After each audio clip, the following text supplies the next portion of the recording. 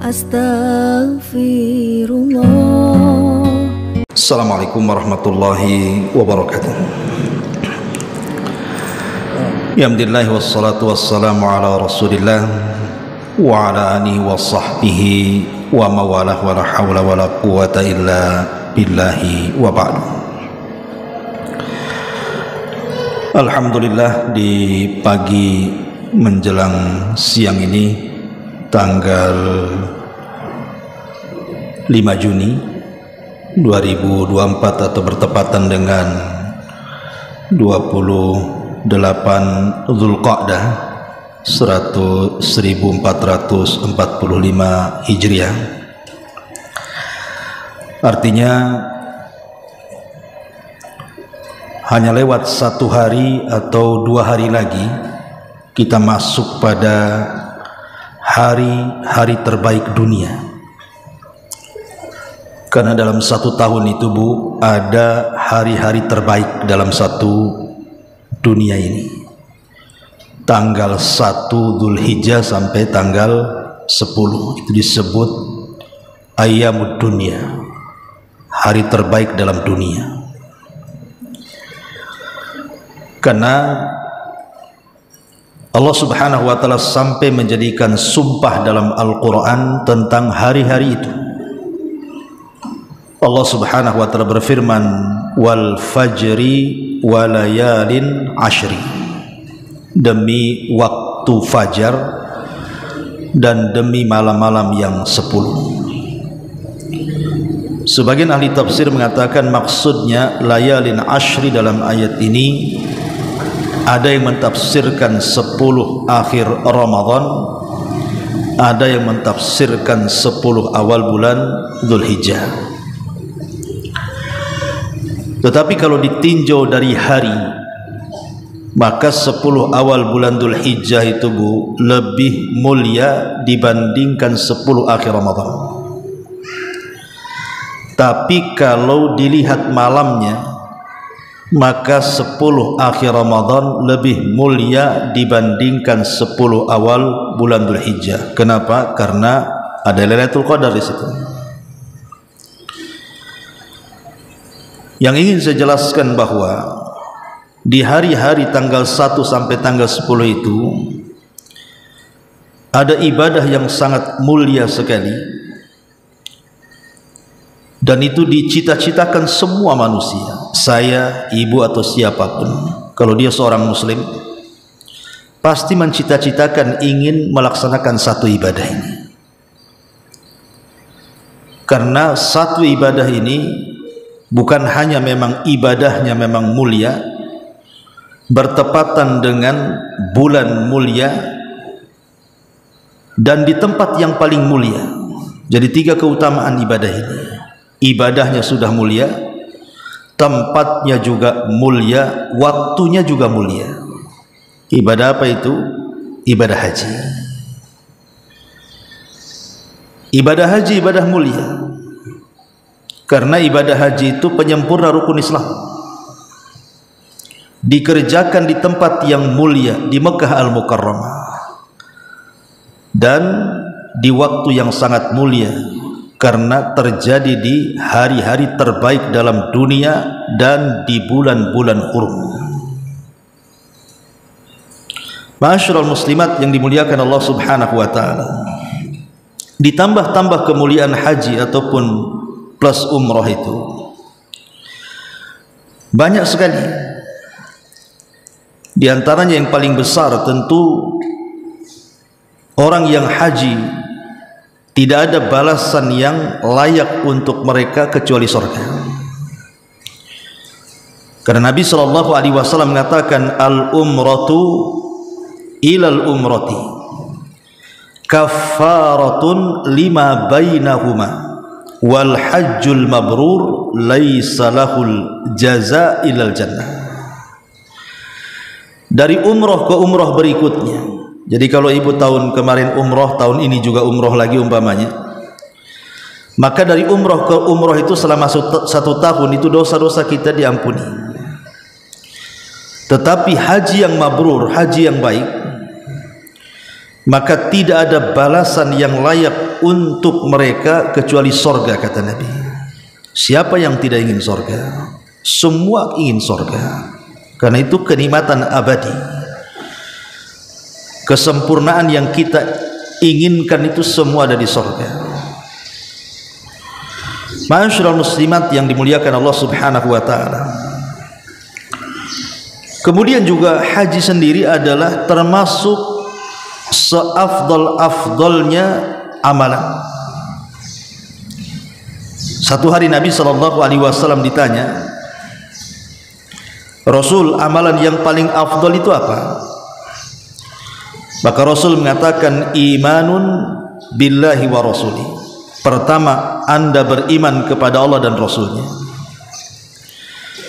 Kemudian dikatakan lagi, apalagi wahai Rasul? Maka Rasul mengatakan, al jihadu fi sabilillah, berjihad di jalan Allah. Kemudian dikatakan lagi, apalagi wahai Rasul? Kata Rasulullah, hajjun mabrurun, haji yang mabrur. Lihat bagaimana haji dan mabrur ini disandingkan dengan jihad dan disandingkan dengan iman, menunjukkan bahwa haji mabrur itu haji yang paling afdal, amalan yang paling afdal. Karena jihad haji sendiri bagian daripada jihad, jihad dengan harta dan dengan fisik. Karena kan tidak semua orang kaya mau haji, hanya orang-orang yang terpanggil hatinya saja ingin haji. Berapa banyak orang-orang kaya yang sanggup haji, tak mau haji mereka, padahal uangnya sudah cukup, dia pun sehat. Karena itu panggilan Allah Subhanahu wa ta'ala dan hidayah. Makanya kenapa kemudian haji sendiri bagian daripada jihad.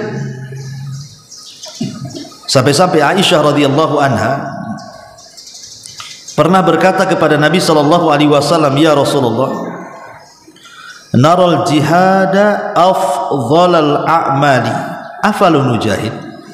Rasul, saya lihat, kata Aisyah, bahwa orang yang jihad itu adalah orang yang melakukan amalan yang paling afdal. Lah kami para wanita, macam mana caranya berjihad?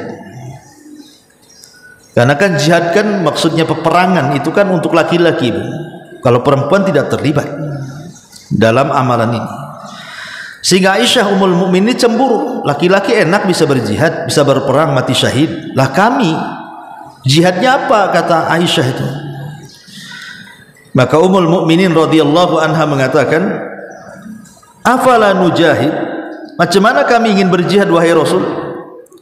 Maka Nabi mengatakan, jihad bagi wanita itu hajjun mabrur, berhaji dengan cara yang baik.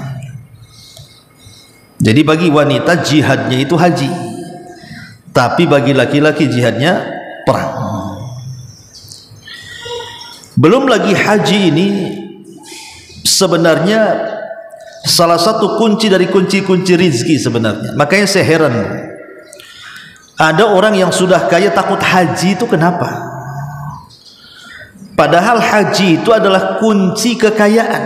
Jadi kalau dia haji itu makin bertambah sebenarnya kekayaannya. Karena Nabi sendiri yang menjamin tentang hal itu. Kata Nabi SAW, tabi'u bainal haji wal umrah fa innahuma yanfiyanil faqra. Ikutilah haji dengan umrah, kata Rasul, karena keduanya bisa menghilangkan kefakiran. Jadi haji dan umrah itu sebab daripada sebab-sebab pintu-pintu rizki terbuka sebenarnya. Jadi jangan takut kalau umpamanya ada uang, berangkat. Kalau tidak bisa haji umrah, insya Allah Allah akan ganti itu uangnya. Toh juga uang yang ada di kita juga uangnya Allah kan gitu. Pasti Allah akan ganti. Tapi terkadang sifat bakhil itulah yang menghadang orang itu, akhirnya tidak mau berangkat, terlampau banyak dipikir. Padahal haji sendiri, Ibu, itu salah satu penyebab orang itu akan mendapatkan jaminan dari Allah, jaminan keselamatan dunia dan akhirat lagi. Kata Nabi SAW, thalathatun fi dhamanillah, ada 3 kelompok berada dalam jaminan Allah. Kemudian Nabi SAW menyebutkan rajulun kharaja ila masjidin min masajidillah, seseorang yang keluar dalam rangka beribadah ke masjid dari masjid-masjid Allah. Wa rajulun kharaja ghazian fi sabilillah, dan seseorang yang keluar perang melawan musuh-musuhnya di jalan Allah. Wa rajulun kharaja hajjan, dan seseorang yang keluar untuk melaksanakan haji. Lihat di sini. Jadi orang-orang haji itu akan mendapatkan jaminan hidup. Kalau Allah yang menjamin hidupnya, Bu, maka pasti orang itu akan diberikan kebahagiaan. Ditambah-tambah kalau kita bisa berangkat ke sana, ke Mekah, untuk melaksanakan haji atau umrah, kita ini jadi tamunya Allah. Jadi kita ini akan menjadi tamu dari tamu-tamu Allah Subhanahu wa ta'ala. Dan itu berdasarkan hadis Nabi sallallahu alaihi wasallam. Kata Nabi SAW, al-ghazi fi sabilillah wal hajj wal mu'tamir wafdullahi azza wa jalla da'ahum fa ajabu wa sa'aluhu fa a'tahum. Orang yang berperang di jalan Allah dan orang yang haji serta umrah ke Baitullah, mereka adalah tamu-tamu Allah, di mana mereka akan berdoa kepada Allah Subhanahu wa ta'ala dan Allah akan ijabah setiap doanya. Dan ketika mereka meminta sesuatu kepada Allah, maka Allah akan berikan permintaannya. Luar biasa ya. Bahkan lebih daripada itu, haji ini bisa menggugurkan semua dosa. Bukan hanya dosa kecil, tapi dosa besar juga. Kata Nabi sallallahu alaihi wasallam, man hajja falam yarfus walam yafsuq. Siapa yang haji, dia tidak melakukan kefasikan saat haji, tidak mengeluarkan kata-kata kotor saat haji. Apa kata Rasul jaminannya? Raja'a kayaumin waladathum ummuhu. Dia pulang dari Mekah itu persis seperti bayi yang melahirkan. Taulah bayi yang melahirkan kan fitrah, enggak ada dosanya. Makanya kan luar biasa keutamaan haji ini. Ya, apakah cukup sampai di sini? Ya, tentu tidak.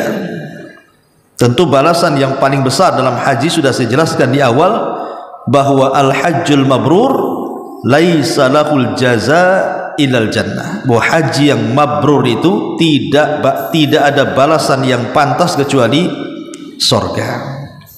Pertanyaan pun muncul, Ustaz, saya tidak mungkin haji. Padahal sebenarnya mungkin saja kalau berkehendak. Tapi karena ada orang yang merasa, mustahil saya haji, Ustaz. Suami saja penghasilannya seberapa sih, untuk makan aja sulit. Berangkat pula ke Mekah, nggak makanlah kami, katanya.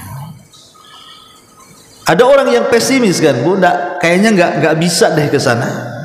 Padahal kalau Allah mau kan bisa saja, Bu. Anggaplah kita katakan saya, ibu atau siapapun tidak bisa berangkat haji karena mungkin faktor usia, faktor kesehatan, faktor ekonomi dan begitu seterusnya.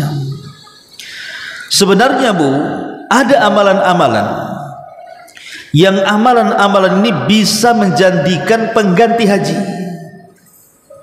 Jadi tanpa ibu berangkat ke Mekah, cukup dengan melakukan 10 amalan ini, Bu. Pilih salah satunya dari 10 amalan ini, itu pahalanya sama dengan haji. Ya tentu orang yang berangkat ke sana akan berbeda tentu ya dengan orang yang tidak berangkat. Tapi kan saya cerita tentang perbandingan amalan, perbandingan pahala. Jadi kalau ibu melaksanakan 10 amalan ini, maka Allah Subhanahu wa ta'ala dan Rasulnya sudah memberikan jaminan pahala sama dengan orang yang berangkat ke sana. Apa saja 10 amalan ini? Kita akan bahas. Dan ibu bisa lakukan di rumah gitu ya. Yang pertama, aqdun niyatis sadiqati ala ada'il haji. Keinginan kuat, keinginan yang jujur, niat yang jujur bahwa ibu itu ingin melaksanakan haji walaupun tidak mampu. Niatkan dari sekarang bahwa saya ingin haji. kalaupun Allah takdirkan seandainya kita tidak bisa berangkat haji karena mungkin faktor usia, faktor kesehatan, faktor ekonomi dan faktor-faktor yang lainnya, maka dengan niat yang baik kita ini ingin berangkat haji, maka itu sudah dicatat pahala haji. Perhatikan hadis Nabi. Jabir bin Abdullah radhiyallahu anhu dia mengatakan, kunna ma'an Nabi sallallahu alaihi wasallam fi ghazatin fa arada lahu udhrun mana'ahu. Kunna ma'an Nabi sallallahu alaihi wasallam fi ghazatin faqala inna bil madinati rijalan ma sirtum masiran wala qata'tum wadiyan illa kanu ma'akum habasakumul mardu. Kata Jabir radhiyallahu an, kunna ma'an Nabi sallallahu alaihi wasallam, kami pernah bersama Nabi fi ghazatin, dalam sebuah pertempuran. Jabir bercerita bahwa dia pernah jihad bersama Nabi. Faqala, maka Rasul mengatakan, inna bil madinati, sesungguhnya di kota Madinah, rijalan, ada beberapa orang, masirtum masiran wala qata'tum wadiyan, mereka tidak bisa berjalan seperti kalian berjalan, mereka tidak bisa melintasi lembah seperti yang kalian lintasi, illa kanu ma'akum, tapi sebenarnya mereka berada di tengah-tengah kalian.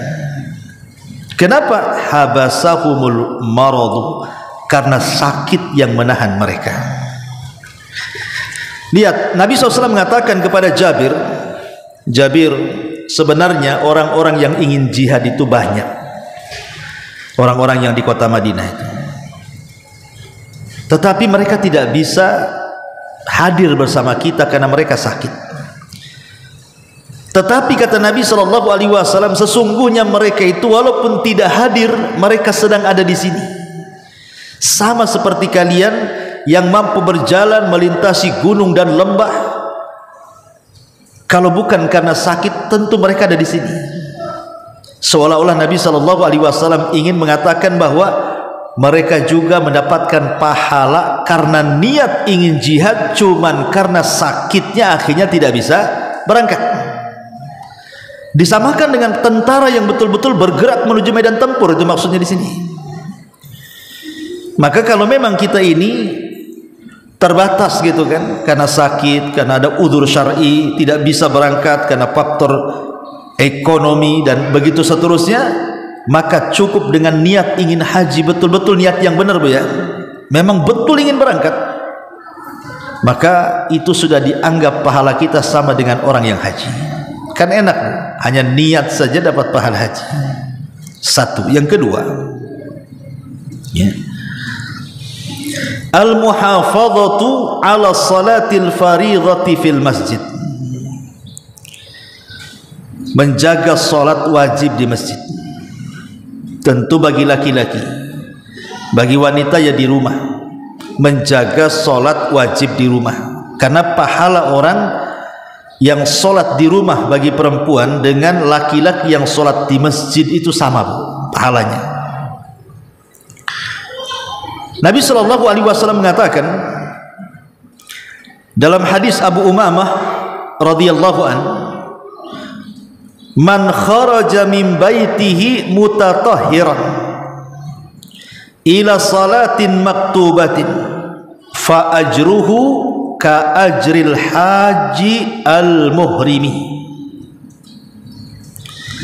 Barang siapa yang keluar dari rumahnya, dia sudah bersih dari rumah itu, sudah bersih dari hadas besar, sudah bersih dari hadas kecil. Artinya kalau dia punya hadas besar, dia sudah mandi junub di rumah. Kalau dia punya hadas kecil, dia sudah berwudu dari rumah. Jadi memang bergerak dari rumah itu sudah suci. Jadi datang ke masjid sudah tidak wudu lagi. Kata Rasul SAW, siapa yang keluar dari rumahnya dalam kondisi suci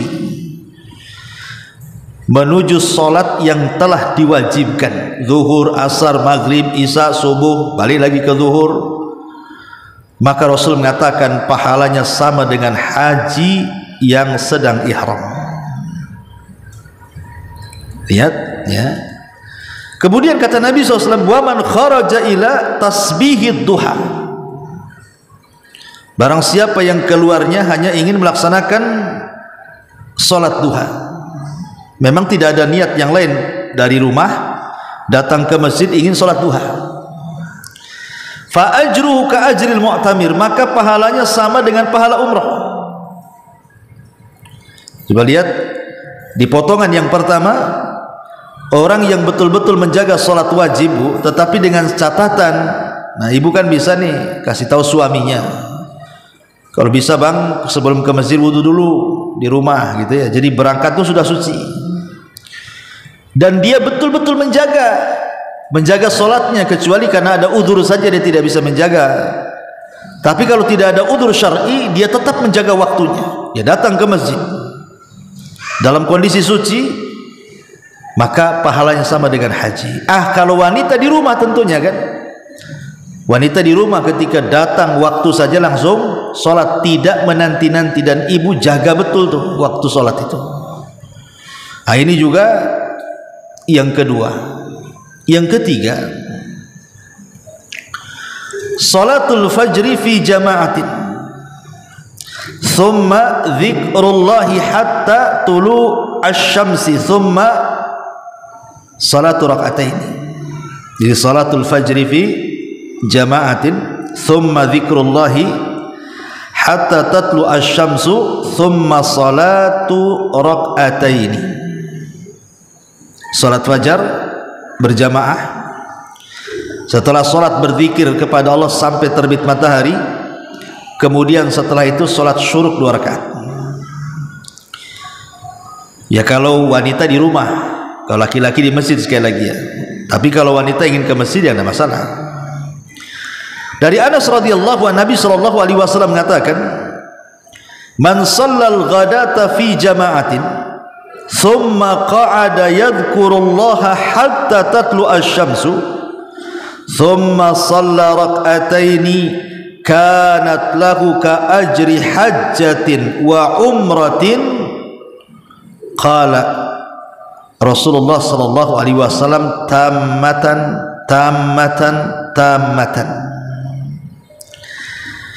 Kata Nabi SAW, siapa yang bergerak menuju salat subuh berjamaah, kemudian setelah salat subuh dia pun duduk berzikir, entah baca Quran, entah membaca doa, zikir pagi, kan ada zikir pagi petang itu ya, zikir pagi, entah mendengarkan kajian, mungkin ada kajian di masjid itu, pokoknya intinya berzikirlah, mengingat Allah Azza wa Jalla. Sampai kapan? Sampai terbit matahari meninggi 1 tombak. Kemudian dia sholat syuruk di situ, Bu. Ada yang mengatakan sholat duha yang diawalkan, ada yang mengatakan sholat syuruk. Maka pahalanya sama dengan haji dan umroh secara sempurna, kata Rasul 3 kali. Bayangkan umrohnya secara sempurna, betul-betul sempurna umroh dan hajinya. Hanya duduk saja, Bu. Tapi ingat sekali lagi, ini kan maksudnya bandingan pahala, Bu. Jangan ibu pula di rumah sholat subuh tepat waktu, tidak beranjak dari sajadahnya, kemudian baca Quran, ketika syuruk ibu sholat 2 rakaat, kemudian pengen dipanggil Bu Hajah. Nggak bisa, Bu. Ya, yang Bu Hajah itu yang ke Mekah. Kalau di Mekah tak bisa, kalau di rumah tak bisa dipanggil Bu Hajah. Maksudnya pahalanya, Bu. Ya, ini yang harus ibu pahami. Yang ketiga, yang keempat, ya, al umratu fi Ramadan. Umrah di bulan Ramadan. Ya, kalau memang pahalanya ingin sama dengan haji, umrah di bulan Ramadan. Kalau umrah itu kan tidak terlalu mahal dan tidak harus menunggu berpuluh-puluh tahun. Yang penting ada duit, cari travel yang terpercaya, cari pembimbing yang memang dipercaya amanahnya sesuai dengan sunnah, ikut. Ya, kata Nabi sallallahu alaihi wasallam, al umratu fi Ramadan ka hajjati ma'i. Umrah di bulan Ramadan, kata Rasul, sama dengan berhaji bersamaku. Masya Allah ya.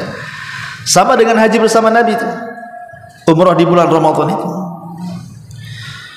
Bahkan Nabi SAW, tentu kalimat ini sebenarnya ada asbab burutnya. Kenapa Rasul mengatakan bahwa umrah di bulan Ramadan sama dengan haji bersamaku itu? Jadi Nabi SAW pernah berkata kepada seorang wanita Ansor. Ada wanita Ansor namanya Ummu Sinan. Di zaman itu ada seorang wanita Ansor namanya Ummu Sinan. Jadi Rasul mengatakan, ma mana'aki antakuni hajjati ma'ana. Kenapa? Apa yang mencegah kamu? Apa yang melarang kamu? Kok tidak haji bersamaku? Kata Nabi. Ada apa? Apa kau ada uzur atau apa? Kenapa enggak ikut haji? Kata Nabi ketika hajjatil wada. Qalat, maka dia mengatakan, nadhihani kana li abi fulan ta'ni zawjuha hajja huwa wa ibnuhu ala ihdahuma wa kana al-akhar yaski alaihi ghulamana.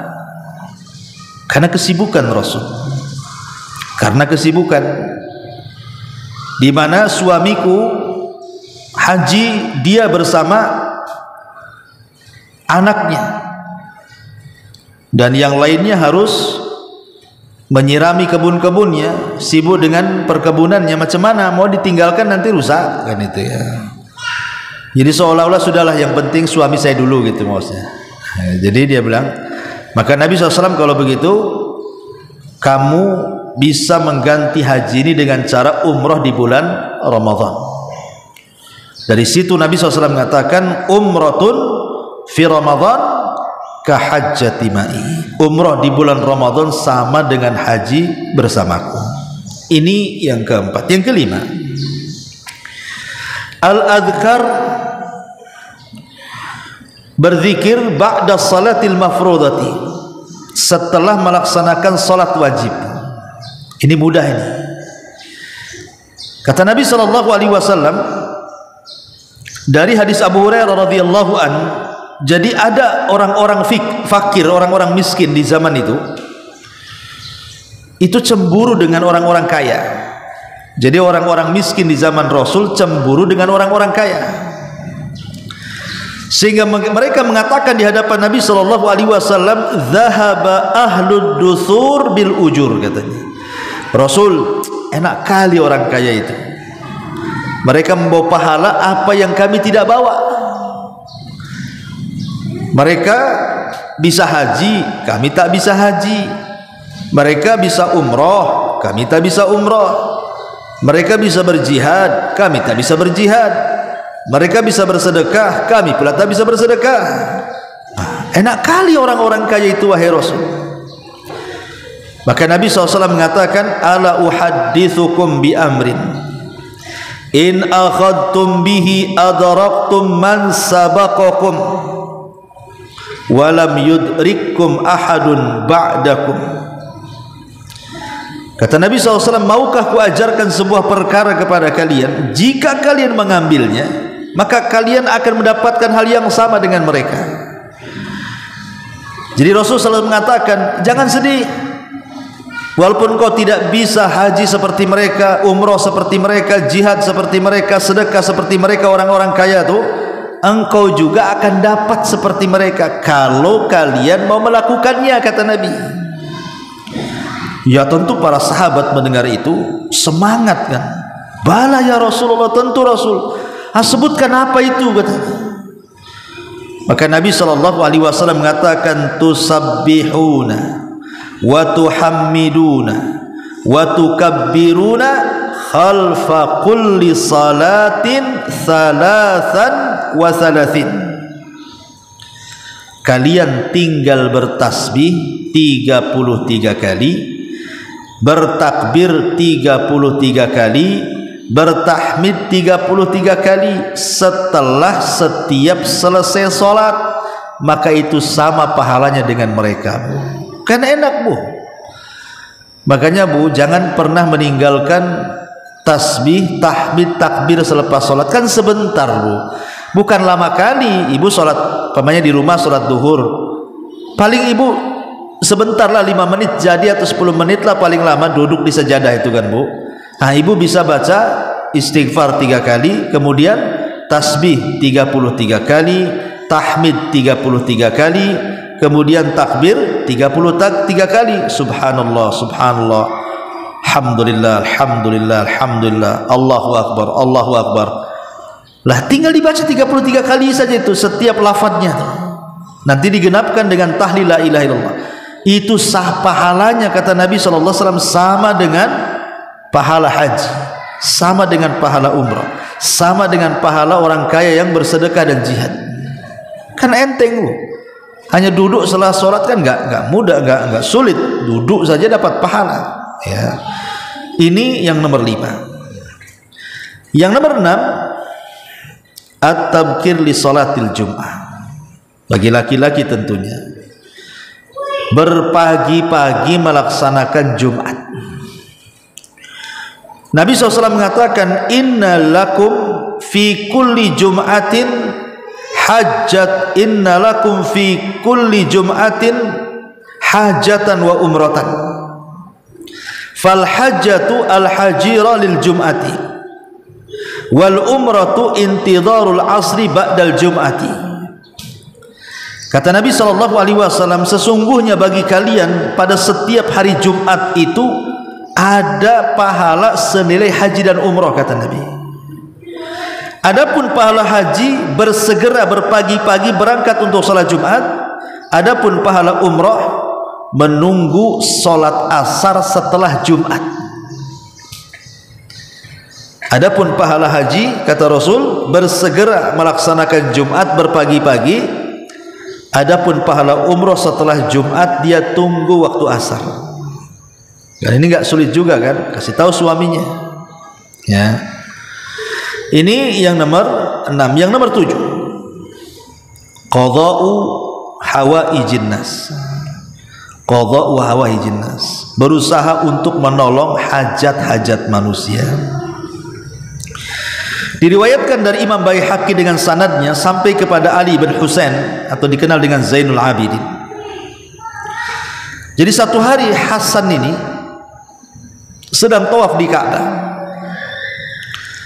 Faqama ilaihi rajulun, tiba-tiba ada yang mendekati dan mengatakan, ya Aba Muhammad, wahai bapaknya Muhammad. Maksudnya kunyah daripada Hasan putra Ali, putra daripada Ali.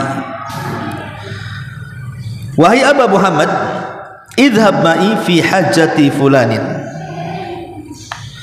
Idhab ma'i fi hajati fulanin. Wahai fulan, kalau engkau ada waktu, berangkatlah bersamaku, kita tolong orang. Ada orang yang butuh kita tolong.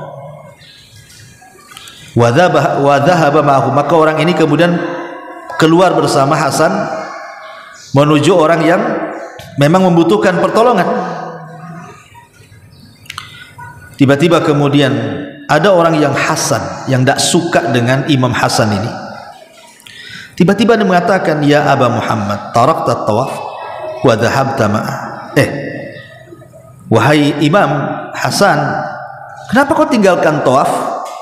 Kok kamu pergi bersama dia? Ngapain? Maka Imam Hasan mengatakan, wa kaifa la adhhab ma'ah, bagaimana aku tidak pergi bersamanya? Afan, di sini bukan Hasan ibn Ali ya, Hasan al-Basri. Wa kaifa la adhhab ma'ahu wa Rasulullah sallallahu alaihi wasallam qala, bagaimana aku tidak ikut bersamanya sementara Nabi SAW mengatakan, man dhahaba fi amri akhi fi amrin li akhihil muslim faqudiyat hajatuhu kutibat lahu hajatun wa umratun. Kata Hasan al-Basri mengatakan kepada orang yang tidak suka dengan dia, kalian tidak tahu ya, Nabi berkata, siapa yang berangkat dalam sebuah keperluan bagi saudaranya yang muslim, maka dicatat padanya, kemudian dia bisa menyelesaikan hajatnya, maka dicatat padanya pahala haji dan umroh, katanya. Jadi ceritanya gini ya, Jadi Imam Hasan Al-Basri ini itu kan ulama tabi'in Bu, generasi kedua setelah sahabat. Artinya dia mendapatkan zaman keemasan. Jadi dia sedang tawaf. Jadi suatu ketika dia sedang tawaf, tiba-tiba ada orang yang datang menghampiri dia. Wah Imam, ada waktu enggak? Kata Hasan Al-Basri, ada apa? Ada orang yang butuh kamu, butuh pertolongan kamu. Cemana? Sementara dia sedang tawaf tuh Bu, di Ka'bah tuh. Ditinggalkan tawafnya, langsung ikut orang ini menuju orang yang dimaksud. Lah rupanya ada orang yang tidak suka dengan orang ini karena ngajak Imam Hasan Al-Basri gitu kan. Jadi dia coba berkomunikasi dengan Hasan Al-Basri ini, ya Imam, kok tinggalkan tawaf ya? Kenapa kok ikut orang ini katanya? Maka Hasan Al-Basri mengatakan, bukan begitu. Nabi bersabda loh, barang siapa yang pergi karena sebuah urusan saudaranya yang muslim, kemudian hajatnya terpenuhi, maka pahalanya sama dengan haji dan umrah. Jadi kalau seandainya ibu nih ada kawannya yang berhajat sedang sakit, memang butuh biaya kan Bu ya, dan ibu ada keluasan harta ingin nolong, ibu tolong pembiayaannya ke rumah sakitnya, obat-obatan sampai dia sembuh. Maka setelah dia sembuh Bu, ibu dapat pahala haji dan umrah. Walaupun terkadang mungkin ibu tidak mengeluarkan uang banyak, mungkin hanya dibawa ke rumah sakit, mungkin dikasih obat habis 300, anggaplah 500.000 lah habisnya. Habis itu dia sembuh. Coba kalau ibu haji umroh, berapa tuh biaya yang ibu keluarkan kan? Ratusan juta Bu. Tapi cukup 500.000 perak saja membantu saudara yang sedang sakit, kemudian sembuh, dibawa ke dokter, itu sudah mendapatkan pahala haji dan umroh. Gitu maksudnya. Nah, ini kan luar biasa. Ini yang ke berapa itu? Yang ke-7. Yang ke-8. Yang ke-6 ya. Sekarang yang ke-8. Birrul walidain. Birrul walidain, berbakti kepada kedua orang tua. Dijelaskan dalam hadis Anas bin Malik radhiyallahu an, ata rajulun Rasulullah sallallahu alaihi wasallam, ada seorang laki-laki datang kepada Nabi. Faqala, dia mengatakan, inni ashtahi al-jihad wala aqdir alaihi. Rasul, saya itu pengen jihad, tapi saya kayaknya nggak mampu. Karena jihad ini kan perlu kemampuan Bu, perlu keberanian. Nggak sembarang orang jihad itu, karena berat jihad itu bagi laki-laki, karena taruhannya nyawa masalahnya kan. Maka dia mengatakan, kayaknya aku nggak sanggup walaupun aku ingin jihad. Maka kemudian Nabi SAW mengatakan, hal baqi min walidaika ahad, apakah masih hidup salah seorang orang tuamu atau dua-duanya? Qala, iya, ibuku masih hidup tapi ayahku meninggal. Maka Nabi SAW mengatakan, kalau begitu pulanglah, berbaktilah kepada kedua orang tuamu. Fa idza fa'alta dzalik, kalau engkau melakukannya, fa anta hajin wa mu'tamir wa mujahid, engkau dianggap dapat pahala haji, engkau dianggap dapat pahala umrah, dan engkau sudah dianggap dapat pahala jihad. Dengan syarat apa? Harus mendapatkan keridhaan orang tuanya. Jadi ketika kita berbuat baik itu memang orang tua redha dengan kita, senang dengan kita, bangga dengan anaknya. Ya, maka ini juga birrul walidain menunjukkan apa Bu? Pahalanya sama dengan haji umrah, bahkan sama dengan jihad. Kemudian yang ke-9, huduru majalisil ilmi, hadir di pengajian. Ini kayak sekarang ini Bu, ibu kan hadir di pengajian namanya kan. Setiap Rabu ibu kesini gitu kan. Jangan salah Bu, ibu jalan kaki dari rumah nih, yang gak seberapa jaraknya ini, datang ke Masjid Daul Ilmi ini, kemudian mendengarkan kajian ilmu di sini, itu pahala ibu Bu, itu sudah sama dengan pahala haji loh ya. Makanya jangan malas hadir di majelis taklim, ajak tetangga-tetangganya. kasih tahu bahwa hadir di majelis taklim loh sama dengan kita berangkat ke Mekah. Perhatikan hadisnya dari Abi Umamah radhiyallahu an, dari Nabi sallallahu alaihi wasallam. Rasul bersabda, man ghada ilal masjid la yuridu illa an yata'allama khairan aw yu'allimahu kana lahu ka ajri hajin tammata hajatuh. Subhanallah, kata Rasul. Siapa yang berangkat menuju masjid, kan kita kan berada di masjid, ibu berangkat dari rumah ke masjid sini di Darul Ilmi, la yuridu illa liyata'allama khairan, ibu tidak menghendaki apapun kecuali berangkatnya dari rumah ke masjid ini memang ingin belajar kebaikan, ingin mengenal mana yang halal, mana yang haram, mana yang baik, mana yang tidak, mana yang ikhlas, mana yang enggak ikhlas, pengetahuan soal ibadah. Pokoknya memang betul berangkat ke sini ingin belajar, ingin mengangkat kejahilan dari ibu untuk mengangkat kejahilan dari orang lain. Jadi berusaha tidak mencari kecuali kebaikan saja. Atau ibu yang datang mengajar, seperti saya yang datang ke sini ngajar, atau ibu yang datang belajar gitu ya. Apa kata Rasul? Dia dapat pahala haji secara sempurna hajinya. Masya Allah kan. Setiap Rabu ibu dapat pahala haji. Coba Ustaz, kalau yang ngantuk macam mana Ustaz?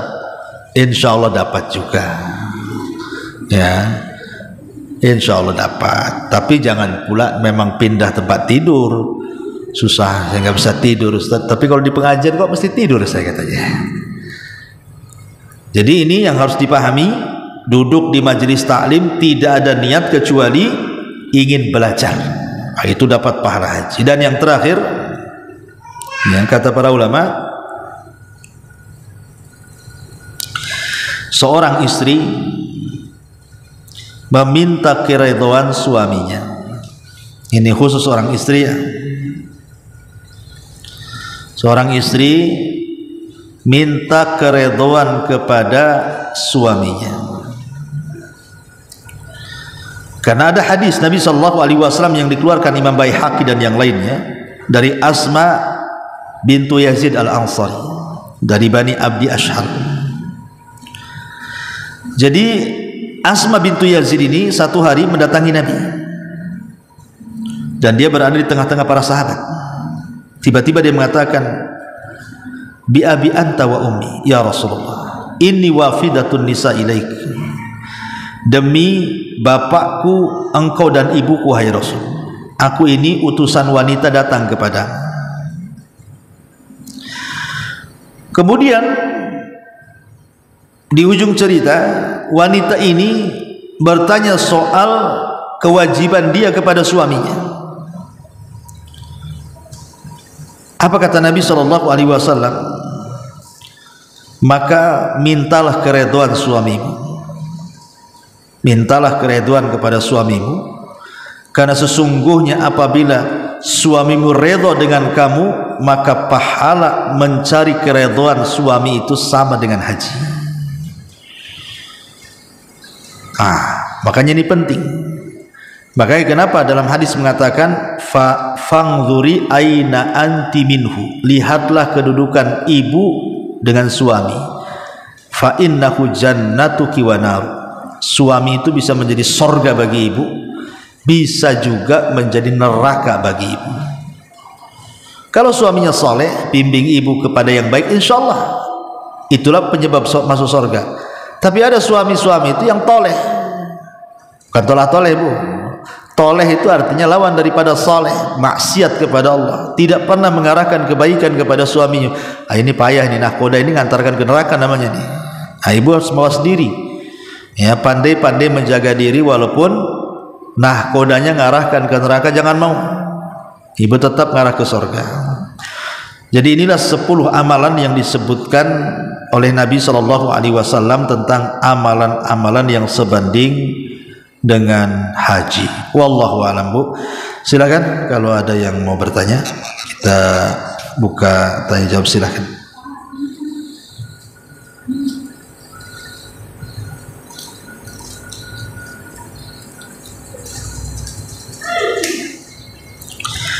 Ini di YouTube ada pertanyaan, Assalamualaikum warahmatullahi wabarakatuh. Pak Ustadz, manakah yang harus saya pilih, memelihara cucu yang sudah piatu atau berbakti pada suami?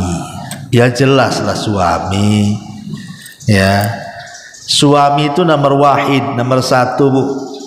Yang lain itu lewat, orang tua pun lewat. Beda kalau suami. Kalau suami yang nomor satu itu orang tuanya, istri nomor dua dan anaknya nomor dua. Tapi kalau istri nomor satunya suami, orang tua itu nomor dua dari segi hak ya bu. Ya jadi saya jawab yang bertanya di YouTube bahwa dahulukan suami. Apalagi ibu bilang memelihara cucu, berarti kan ibu sudah tua. Terkadang ini penyakit wanita bu ya, jangan marah pula sama saya. Wanita itu kalau usianya sudah di atas 40 tahun bu, kebiasaannya itu kan sudah dekat-dekat menopause ya dalam bahasa kesehatannya kan. Karena kan kehamilan pun rentan bahaya bahasanya ya, dan dekat-dekat menopause, sehingga seksual wanita itu semakin tua itu dia turun, gairahnya itu turun. Itu pula yang kemudian menjadikan istri itu ketika di masa tua itu malas semuanya, malas dandan, malas melayani suami karena nggak ada mood. Sementara suami itu kan kalau usia 40 tahun ke atas itu puber kedua itu bu. Justru dia memang nekat-nekatnya usia-usia seperti itu. Makanya seorang istri harus memahami bahwa semakin tua itu bukan berarti kemudian ngapain saya dandan sudah tua Pak Ustadz. Enggak begitu. Dandan kan ibadah ibu, bukan masalah tua atau mudanya ibu, tidak. Dengan berdandannya ibu loh, itu sudah berpahala. Jangan mikir tua muda, yang penting saya berdandan. Ya tapi jangan berlebihan pula, udah tua bedak pula 2 cm kan itu. Ya nggak bagus ya, maksudnya dandan yang benar. Bagaimana ibu pernah muda seperti itulah dandan. Seandainya ibu sudah berdandan bu, kok suami tak tertarik, nggak ada urusan. Suami mau tertarik nggak tertarik nggak ada urusan, karena saya berdandani perintah Allah dan Rasulnya. Saya hanya menjalankan perintah cari pahala gitu. Itu ya bu ya. Jangan anak udah berdandan suami gak tertarik, ngapain saya dandan katanya. Nggak begitu bu. Kita ini ibu itu melaksanakan kewajiban, bukan barter. Ingat bu ya, hak dan kewajiban suami istri itu bukan di atas sistem barter. Kalau lu dandan aku dandan, lu aja tak dandan ngapain aku dandan katanya. Bukan begitu bu. Hak dan kewajiban itu bukan barter. Ibu ketika melaksanakan hak itu mutlak karena perintah, bukan karena perintah suami, karena perintah Allah dan Rasulnya. Jadi kalau ibu dandan suami gak tertarik itu gak urusan. Yang penting ibu sudah dandan, sudah berusaha, dapat pahala bu. Apalagi kalau sudah tua ya cari pahala kan begitu. Ini anehnya ada. Tapi aneh pula ibu ini kalau sudah tua itu kalau keluar justru nyentrik tuh. Biasanya orang-orang yang sudah 40 tahun ke atas nih bu ya, itu kalau keluar rumah dandan betul bu. Jadi menebarnya itu bukan ke suami, menebarnya itu ke anggota arisan, ke kawan-kawannya, ke tetangga-tangga orang di jalan. Kan aneh bu, dan memang itu memang tabiat buruk ya kan. Maka sadarlah ya. Wallahu a'lam. Jadi dahulukan suami ya, ini yang bertanya di YouTube. Jangan sibuk dengan cucu. Namanya cucu kan ada orang tua. Apalagi kalau piatu ya rawat saja, nggak apa-apa. Tapi merawat cucu jangan kemudian hak dan kewajiban suami pula terlalaikan. Ya kalau bisa dijama ya. Wallahu a'lam. Saya punya uang lebih, didahulukan daftar haji atau umroh. Ya kalau ibu banyak duit daftar dua-duanya bu, haji plus umroh. Ya kalau sebaiknya sih, kalau memang ibu ingin menyempurnakan rukun Islam, ya tentu daftar haji saja. Nanti kan di haji ada umroh juga. Ibu kalau umroh tidak bisa haji, tapi kalau ibu haji bisa umroh. Itu bedanya Bu ya. Umpamanya ibu nih umroh bulan Agustus nanti nih setelah bulan haji, ya ibu umroh saja. Tapi kalau ibu daftar haji, namanya haji kan rata-rata di Indonesia itu kan haji tamattu Bu, umroh dulu baru haji. Ya, walaupun seandainya tidak tamattu sekalipun kan bisa umroh, tetap bisa umroh kalau sudah di sana itu. Karena umroh kan memang lebih ringan ibadahnya dibandingkan haji. Ada waktu umroh nanti di sana kalau haji. Sebaiknya daftarkan haji dulu Bu. Kecuali memang ibu pikir nanti umroh dulu lah, nanti habis umroh saya mendaftar haji, ya nggak masalah. Tapi kalau ini banding-banding daftar mana, ya tentu haji lebih utama dibandingkan umroh kan. Itu kita kan membanding-bandingkan secara hukum, haji wajib, umroh ada yang mengatakan wajib, ada yang mengatakan sunnah.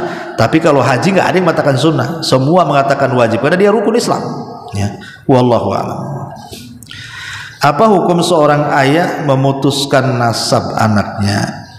Ibaratkan dia mengharamkan namanya dipakai untuk nasab anaknya sendiri. Oh, nggak boleh, haram.